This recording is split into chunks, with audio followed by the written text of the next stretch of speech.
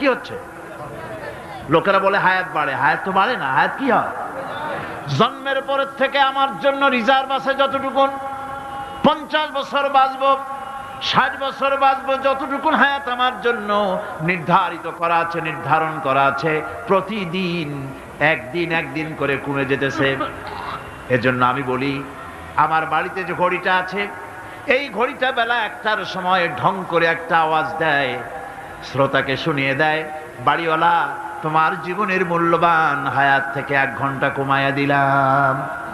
2টার সময় 2টা ঘন্টা লাগায় শোনায় দিল, বান্দারে তোমার জীবনের মূল্যবান সময় থেকে 2টি ঘন্টা কমে গেল।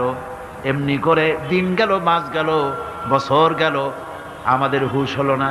সময় চলে গেল তাস খেলে খেলে, সময় চলে গেল আমাদের খেলাধুলা করে, শয়তানি বদমাশি করে। সময় কতটুকুন পেলাম? কে